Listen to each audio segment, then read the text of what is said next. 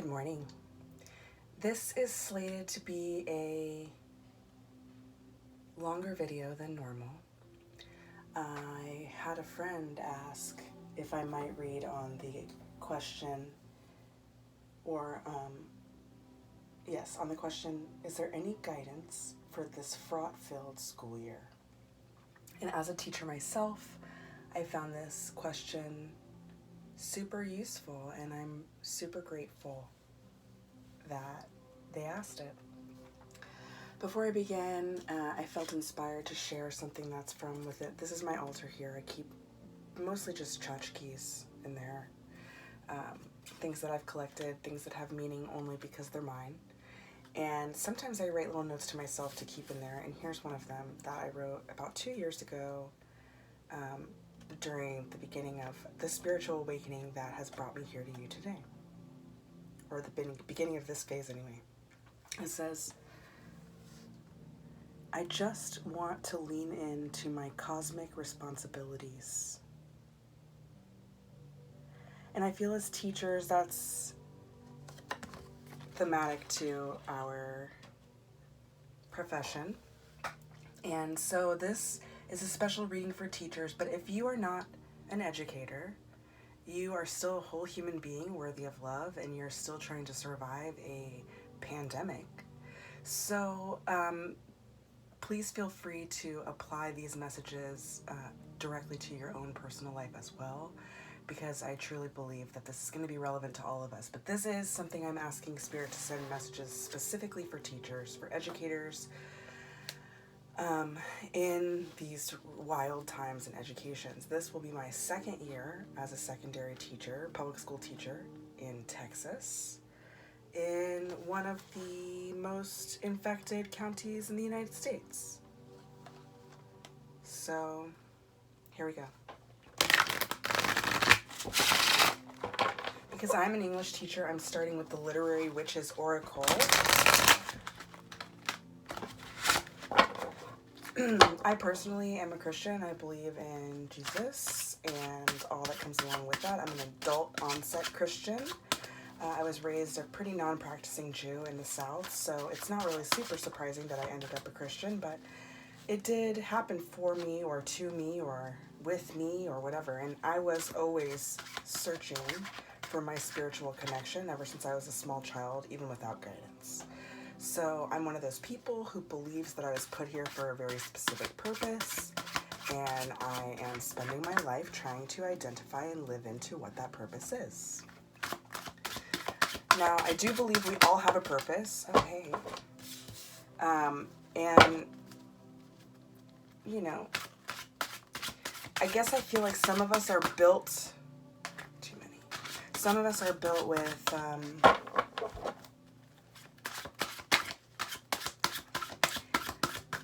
an intuitive system that is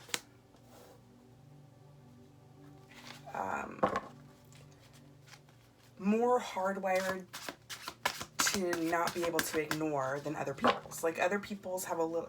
I hate to say that there's a spectrum of free will. I think we all have the same amount, but I think we also have different consequences for ignoring what we're called to do. So some people,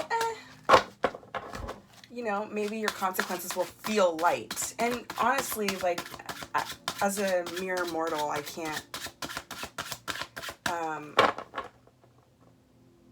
actually speculate on how any of this works, but it's fun to imagine, so I do quite frequently. Me personally, ignoring my intuition and ignoring my cosmic responsibility leads me to a really depressive life. And so I find that the joy that I get, the abundance I get from living into what I feel called to do, all the different things, is worth... I'm not going to take that one that just flew on the ground. Okay, I'm going to give it one more shot. My hands are getting, like, strangely tingly.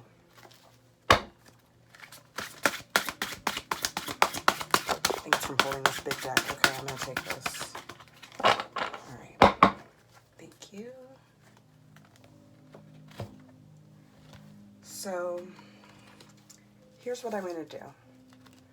First, I'm going to show you each individual card. Then I'm going to give an intuitive message, and then I'm just going to read the inserts, because these card inserts are always so enlightening. And they're very short, so it's not such a problem. First, we have Shirley Jackson, family. Now remember, the question is any guidance for this fraught-filled school year? The first card that came out was Shirley Jackson's family. The next card that came out was Leslie Marmon Silko's community card.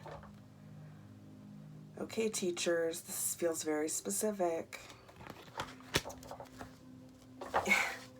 Octavia E. Butler, the future.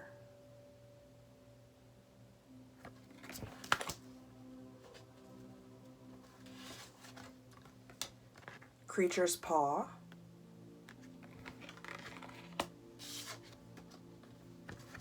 Boar.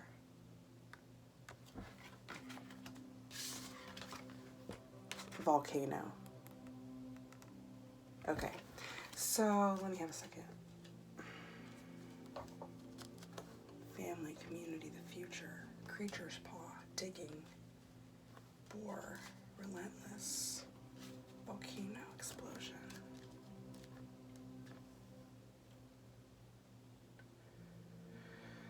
Oh, teachers, we're in the revolution, man. We have to care about our families. Our families' lives are on the line. Of course we care about our community. That's why we went into this profession. We're getting ready for the future. And look how the very next card, Creature's Paw, and it also looks to me like surgery. This human person, a white man, being held down and dissected by the creature's paw. Now, is it a creature? Or is it everybody who's not a white man who's been slated to look like a creature? Or to be considered a creature? It's hard to say. But I do see this surgery happening, right? There's this stubborn charge forward. An explosion, the volcano. Right? Like, okay. I'm going to read the things. I'm going to make one more assessment of the messages, and then I'm going to put these away and move on. Shirley Jackson, family.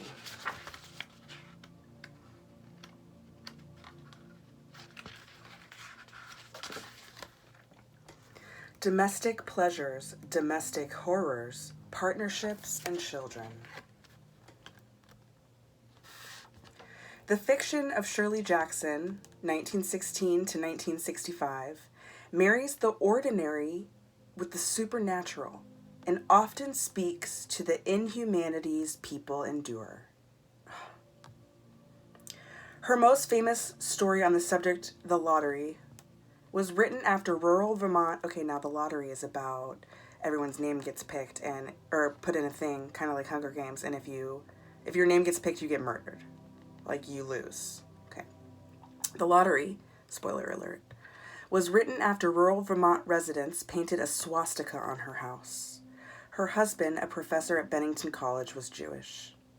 Yet keen observation and a sense of humor pervade many of her works, especially her very funny essays on raising 4 kids. I feel so connected to this.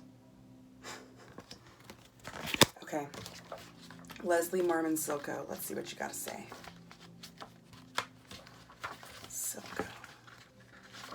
Love the alphabetization. Community. Taking care of each other. Safety nets. Exile. Of Pueblo, Mexican, European, and Cherokee ancestry, Leslie Marmon Silko, born 1948, identifies most with the Laguna Pueblo culture, which holds a vital belief in the universe's interconnectedness. Silko's work explores the tensions between the Southwest's diverse communities and methods of healing. Her breakout novel, Ceremony, about a young half-Pueblo, half-white man trying to recover from his service in World War II, attracted a major spotlight to Native American culture. Hey, by the way, Native Lives Matter. First Nation peoples were here long before the white man, and we should give them their space back. So, Black Lives Matter, Native Lives Matter. Okay, moving on. Octavia Butler, speaking of Black lives. Love this deck. Strong, powerful, diverse set of women who did something with their minds and put it on paper so that we could see it in the future. So that we didn't have to do that thinking over again. They did that thinking for us, and now we can think forward. That's what people do when they're making progress. That's what teachers do. We think forward and give it away for free. Well, for a livable wage. In Houston, Texas, I make a livable wage. If you don't make a livable wage in your teaching career, if you are struggling just to pay your basic bills as a teacher, then you're in the wrong state. I hope you find a different job. Moving on. Octavia E. Butler. The future. Imagining, planning, worrying about the future. Octavia E. Butler, 1947 to 2006, the daughter of a housekeeper and a shoe shiner, was a pioneer in the very white and male-dominated genre of science fiction. She received a MacArthur Fellowship for her dark, philosophical novels and stories which feature black female protagonists, and explore power dynamics among sexes, races, and species. Creature's Paw. Okay, guys, getting down to the nitty-gritty now. The other. Friendship. I just saw 1222 on that clock. Here's the big one. Forgiveness. We're gonna have to make room. War. Danger, aggression, masculinity.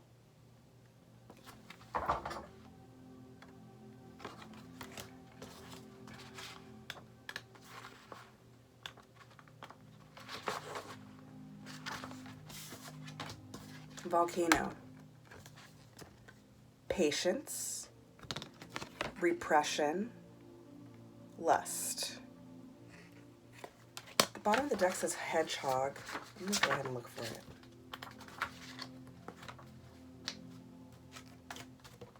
Hedgehog.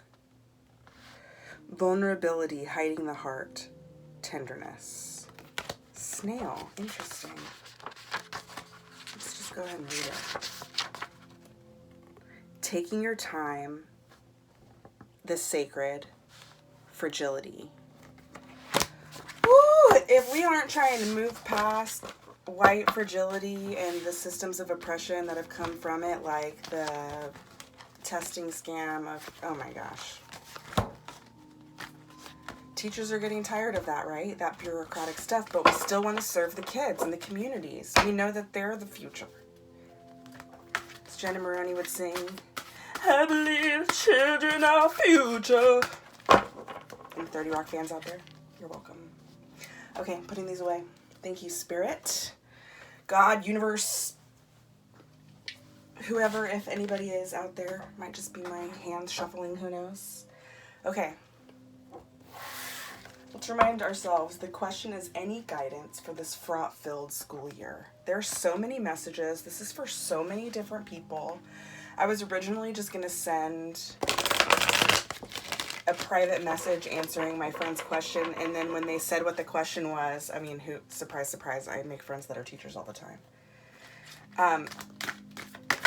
When they said what their question is, I was like, actually, can I make this for the YouTube? Because I think a lot of teachers need to hear this message. And there's been so many already. I picked very different decks from each other. This is such a cool one. I ordered it because I don't use it very much, but there's Mona Lisa's holding a brain on the back, so, like... Also, I love cards that have words, like, the opposite message. Okay. Ooh, I express my emotions openly, willingly, and skillfully. Wow. And the reverse message, I won't be loved or accepted if I get angry or sad. Okay. All right, that's enough. I only need one from this deck. That's the one. I'm actually going to dig into the book for this because, like, whoa. I express my... Oh, this is my grandmother sent me this little Lennox box. Anybody familiar? On the inside, there's a little diploma. It has my name on it. Okay, you can't really see that, but... Okay. I didn't pull this deck out because I was like, most of the words are on the page. Anyway, doesn't matter. Just... Y'all are getting a real sense of me today. I'll put the little tassel up front. Okay, there we go. All right. Healthy relationships 4. I express my emotions openly, willingly, and skillfully. Healthy goals.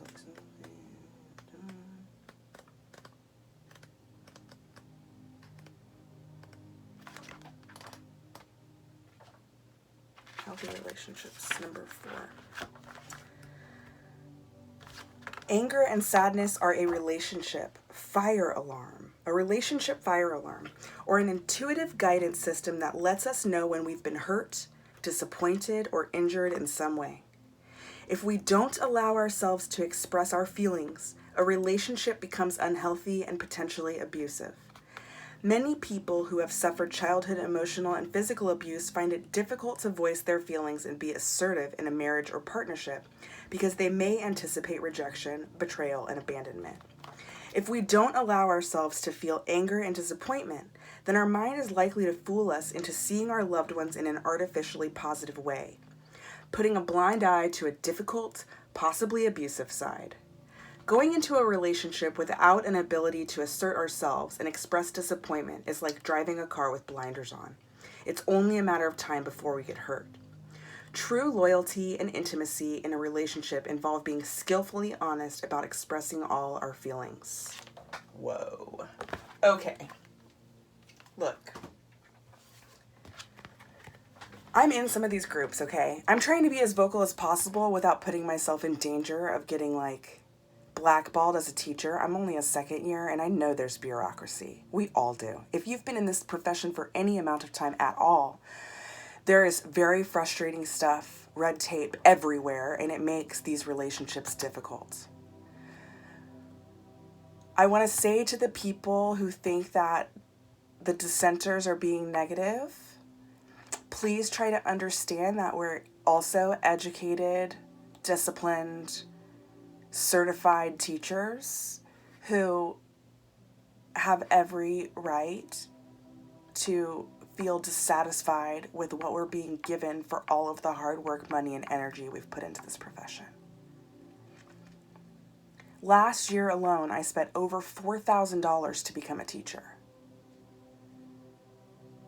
Yes, summer vacation is vital and lovely, but it's not everything, okay? So just understand that even if you don't agree with people in the profession, and that goes to us too, the ones that think that this is all wild and unbelievable, just understand that we're all certified, educated professionals with working brains that are here for mostly the same reason, which is to educate kids and do what's best for them. So, this is going to be a fraught-filled school year for all of us, no matter how you feel. No one's ever going to get everything they want out of this situation, and I'm not here saying, let's be excited. I mean, I'm going virtual only August 24th. I have to put my child in daycare August 6th for PD, and I'm not excited about it. But since it's what it has to be done, I'm going to make the best of it and figure out what's best for kids. And what's best for kids is for us to figure out how to make it safe and palpable for them to, or like not palpable,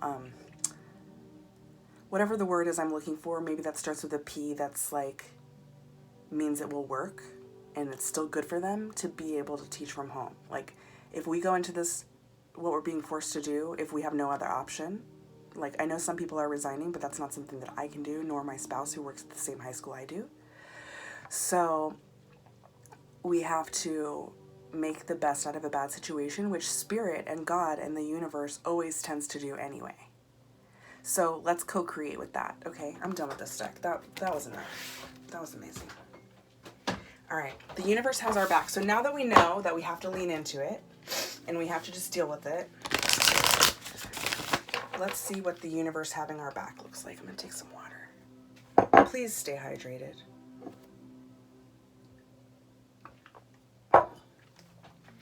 That's a reminder for myself as well.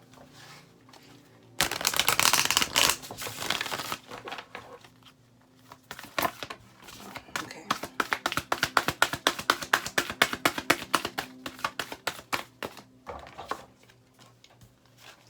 I create mindful moments throughout the day. Oh, teachers, listen. I create mindful moments throughout the day, reminding myself that I am love and miracles are natural.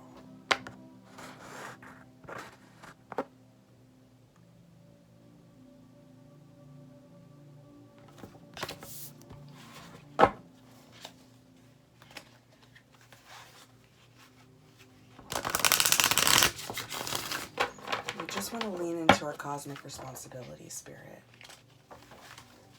I'm looking at a picture of my mentor, Lynn Dozier of Klein ISD. She spent basically her entire career there. Then she retired and kept working with the district. She passed away last December. It was one of the most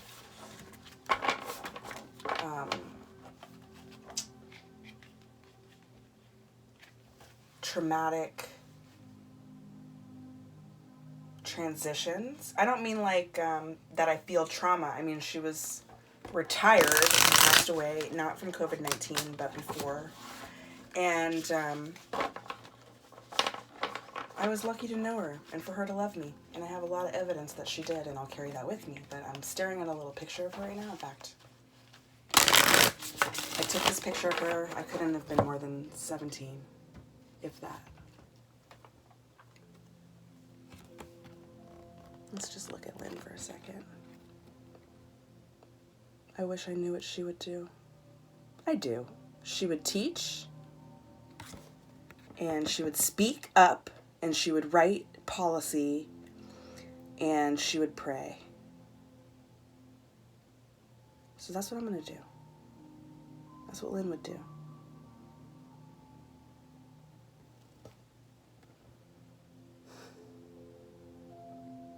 Thank you, disposable camera. Look at her. Beautiful. Glorious woman. So proud of her legacy. Okay, let's see. Lynn Dozier had my back in the dark spaces, and so does the universe have all of us. So let's see how else the universe has our back.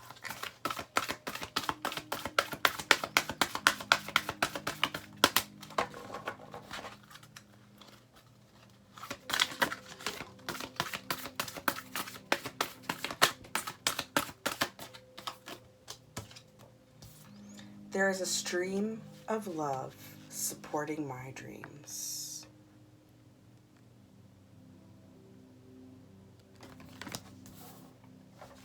All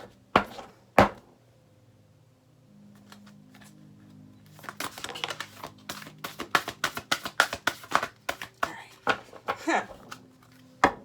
The universe has my back. All right. My capacity to tune in to the energy of love gives me the words I need when I'm ready to speak up, the compassion I need when it's time to forgive, and the power I need when I am lost. I'm going to read this again. My capacity to tune in to the energy of love gives me the words I need when I'm ready to speak up, the compassion I need when it's time to forgive, and the power I need when I am lost.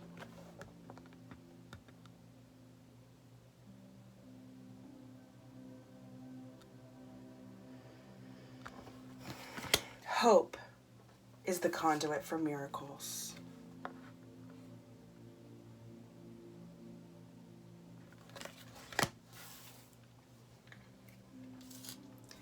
I'm unapologetic about what I desire and trust that what I focus on will grow.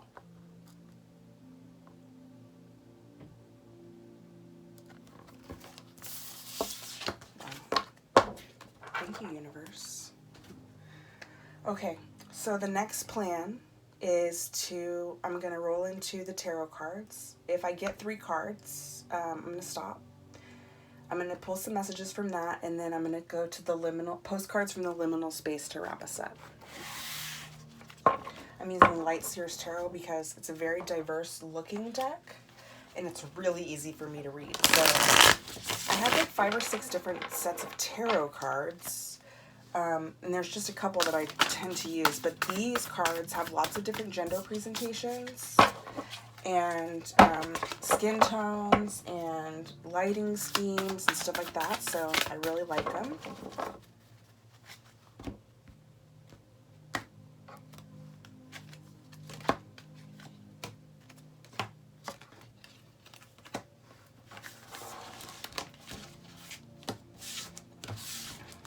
For anybody who's interested in tarot and oracle cards and all this stuff, let me give you a few tips while I shuffle up. 1, there's no one good way to do it. Anybody who picks up a deck of cards is going to have their own vibrational frequency in them, and you're going to know really quickly if you connect to the cards and if they send you any messages or if you don't. I liked, before pandemic times, when I could go into a store and check out a deck in person before I purchased it, because there's a couple of stores like that in the Houston area, but most of my decks come from the internet. Sometimes I'm disappointed with how they're made or something, but the messages, like how to shuffle, how to cut, should someone else touch your tarot cards, whatever, like, honestly, make up your own mind. That's the whole point, right? Our own intuitive messages.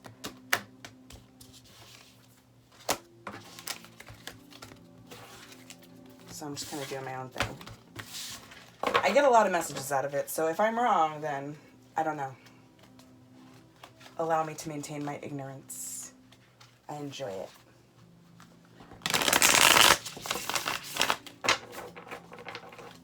One more shuffle, then I'm just going to start letting them fly. My grandfather taught me how to shuffle cards. We used to play solitaire together. He'd play, and I'd tell him when he was missing something. He'd let me flip the cards. It's kind of silly. Played a lot of war. Played a lot of gin until I started beating him. Here. This guy.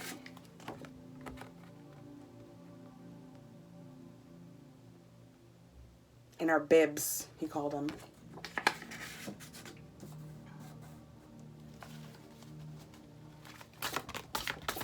Aww.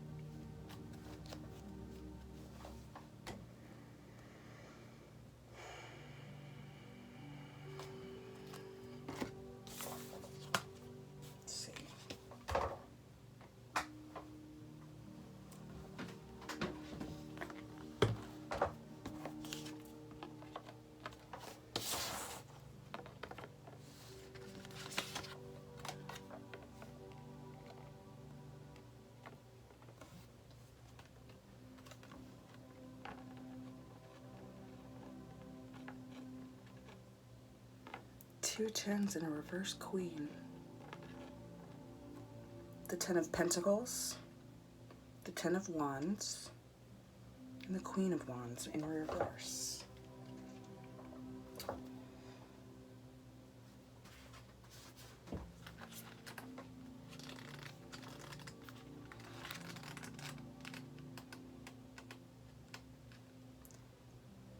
Abundance, community, generosity, wealth, and prosperity, building a legacy.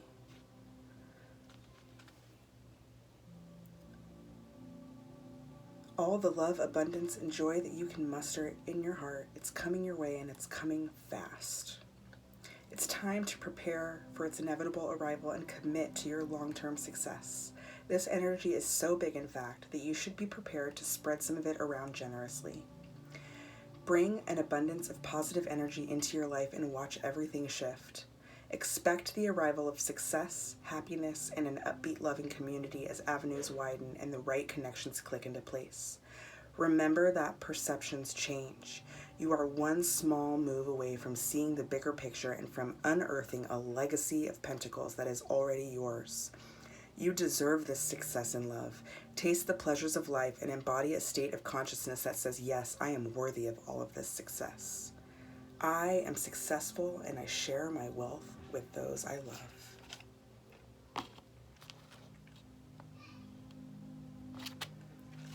Then we have our 10 of Wands.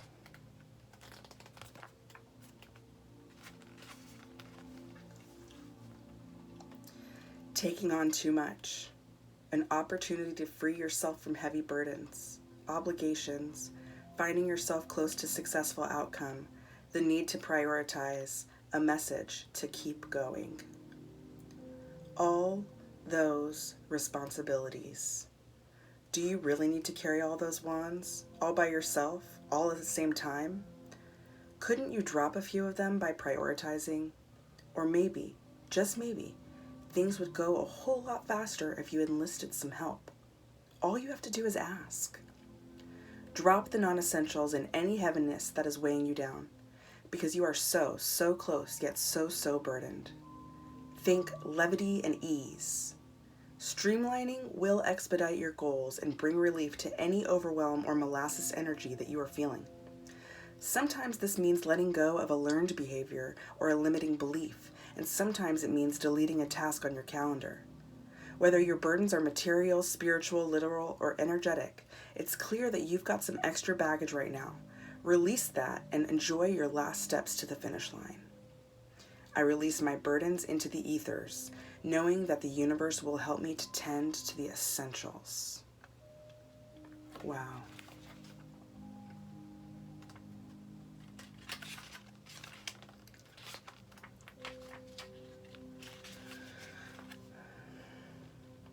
Jealousy. Being afraid to take risk. Not being totally honest with yourself. An optimal time to build your self-confidence and to let go of what other people think. Waning passions. You are capable and fierce. It's time to root into your purpose and boldly step into the limelight of your life. The Queen of Wands radiates creativity and passion wherever she goes, and when she enters a room, her exuberant charisma and confidence are palpable. I said that word earlier. Don't be afraid to be the center of attention. And for God's sake, stop acting small in order to make those around you more comfortable. Make sure fiery bursts of productivity are accompanied by laughter and gratitude, connection, appreciation, and love.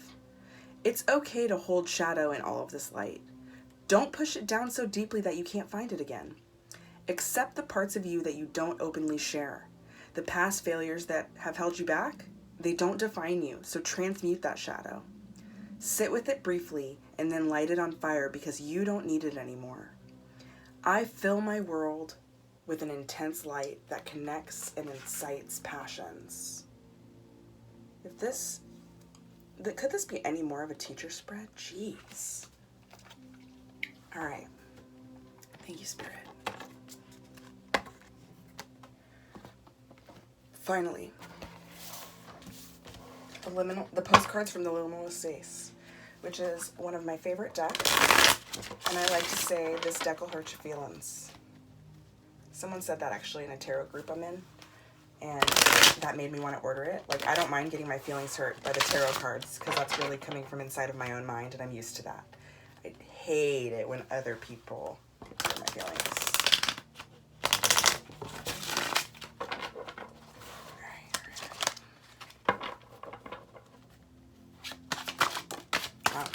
Okay.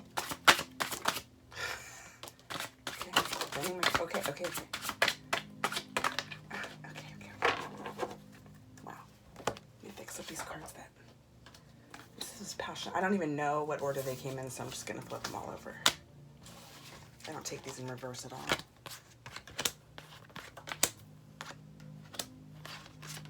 Okay.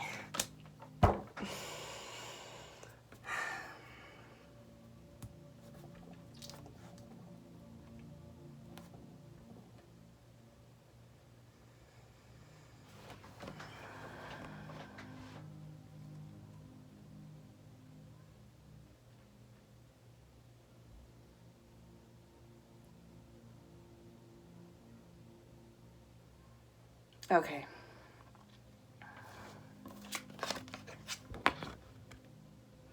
The primary problem with language is its magic.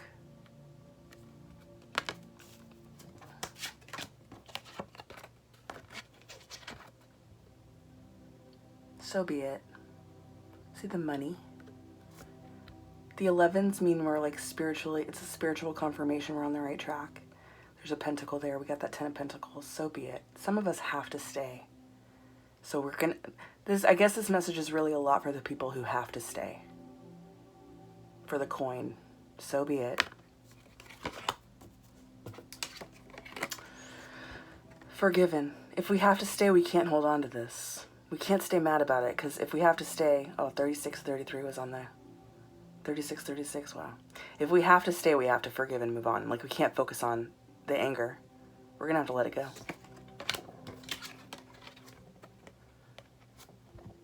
God is a goddess. It's an interesting card. Even if we feel crazy. Look at this. Okay. It's interesting. Kind of reminds me of Quarantine, right? It's like a desert island.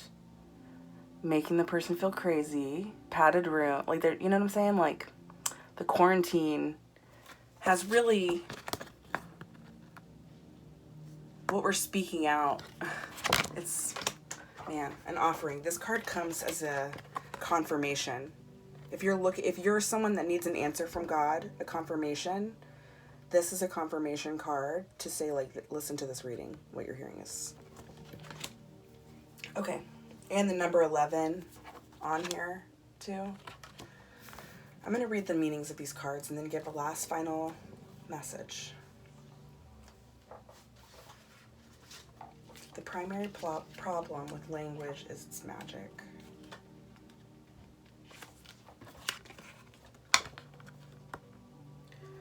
Just as a shaman will insist there is a difference between smoking a cigarette and praying with tobacco, there is a distinction between speaking and the casting of language as a tool, and it is the most prolific of all our tools. A person can be forever moved by a song, a book, an insult, an argument. Nothing can ever truly be taken back, just as energy cannot be destroyed.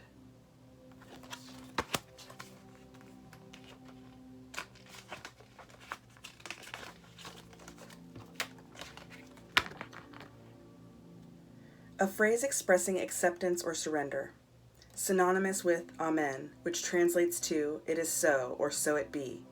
It is when the prayer ends that the work of faith begins. To the egoic mind, this may be perceived as giving up, whereas the one mind understands surrender as victory, as control is a delusion in most cases anyway.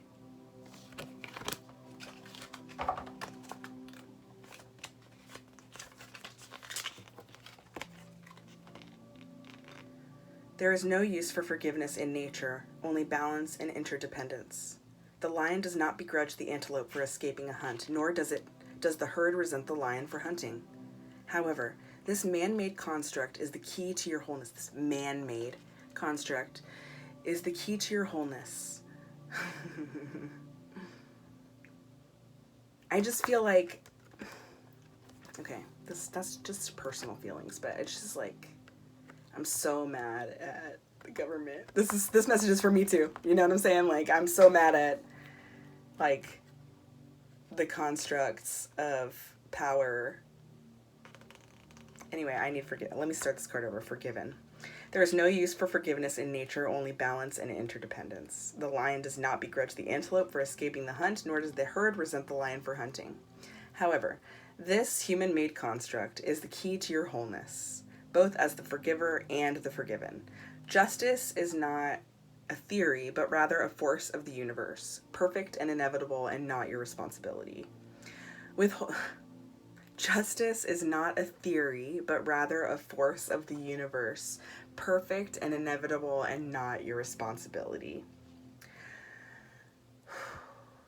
Withholding, asking for, or granting forgiveness based on subjective notions of who does and does not deserve it creates a false operating system of the workings of the universe. Running alongside that is the truth, which is that all what running alongside that is the truth, which is all that all actions. Okay, sorry. Running alongside that is the truth, which is that all actions have an equal and opposite reaction. This has nothing to do with forgiveness, but everything to do with the capacity to forgive. Harm begets harm, love begets love, anger begets anger, forgiveness begets forgiveness.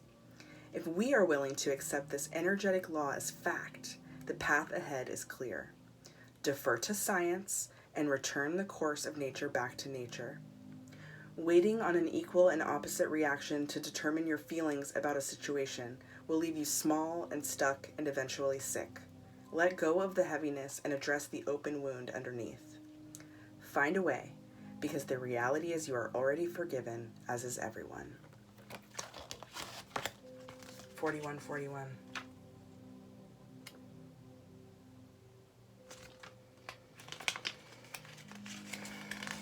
Now, I don't identify as a woman, but I have a predominantly, I'm treated as such by society. So, my feminism is very woman-oriented, even though I myself identify as transgender.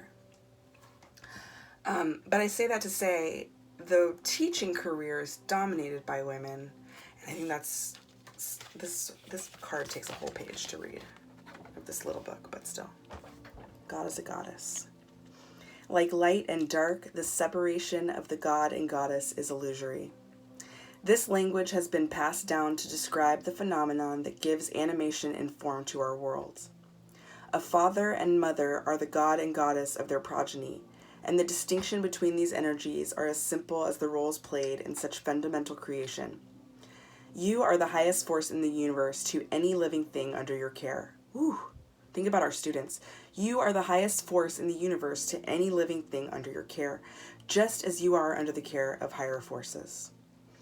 The energy of the god and goddess are archetypal, but the forms they may embody are as varied as the vessels surrounding you. Do you hear that? The energy of the god and goddess are archetypal, but the forms they may embody are as varied as the vessels surrounding you. From the ecstatically gentle to the unfathomably brutal, anything made manifest in our physical reality is the work of the god or goddess, which may or may not be you, but always could be. To believe there can be beauty, love, and creation without destruction, chaos, and death, to cast one as divine and the other as malevolent, ensures the alienation of opposites that fundamentally require each other for wholeness. Wow!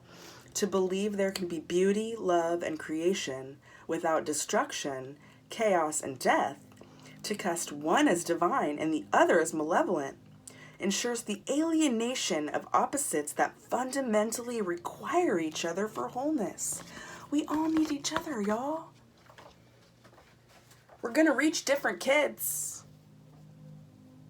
We have different goals and achievements to unlock in this life, in this career.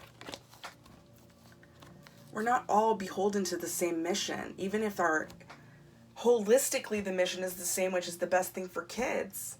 No one of us can be the best thing for all kids, 4433. No one of us can be all the things any kid could need, and we all need each other. We have different personalities, different talents, different beliefs. I'm seeing 4444. Please look at fours. Feeling very passionate about this. Added a room. Due to unforeseen glitches, as a second year teacher, this is for me. Due to unforeseen glitches or excessive software updates, the software has overwhelmed the hardware. Take a break to avoid overheating or worse, obsolescence. And finally, oof. Okay. Okay. Yeah. Okay. An offering, which is like, yes, listen up. Hold on to your vision. Create your vision and hold on to it. Understand that even if you can't see it, magic is immediate. Set your goals, manifest what you want for students. What is best for kids? What is best for school? What is best for humanity, society? Understand that even when you don't see it happen immediately, that magic is immediate, okay? You are the person at the crossroads. The man, the woman, the teacher, the educator, the administrator, the decision maker, the superintendent, the principal, the special ed teacher, the life skills coach, the football coach, the chess team coach, the D&D team coach. Whatever you do in this system, you are that person at the crossroads. And like that other card said, we're going through a software update. We're early adopters of this new future. I know at my school we've already been working with tech, and it's our responsibility to help other people get caught up so we can do what's best for kids. If we have the potential to be leadership, if we have the potential to make schools safer and more effective, we got to get into that software update. And at the end of that, there will be a rainbow after this storm, okay? Just trust. Where's the offering?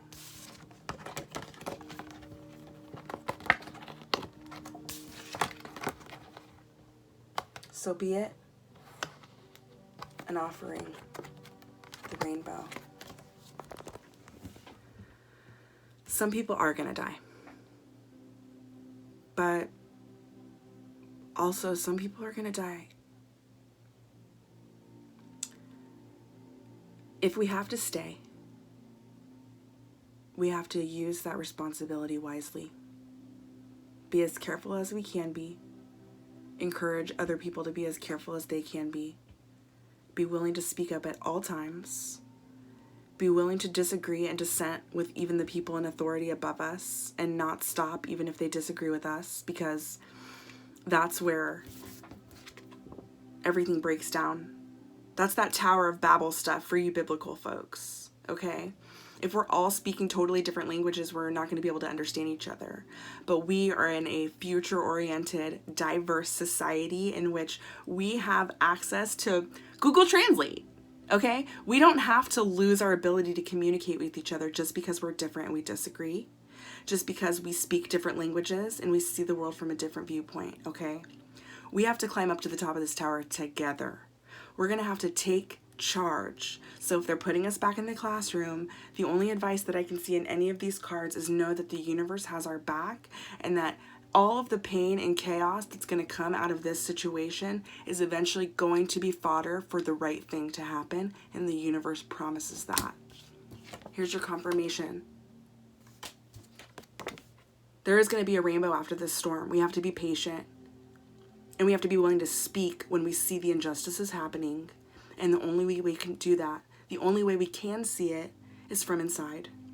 I'm so sorry for those of us that are going to get sick. I'm so sorry for those of us that aren't going to see our sick parents, our at-risk parents. I know I won't. But the only way to figure out how to escape that reality is to work with it and show the people making the decisions what they have to do instead. If we tell them what's going to work, they can't argue with us. So let's do it. Be blessed.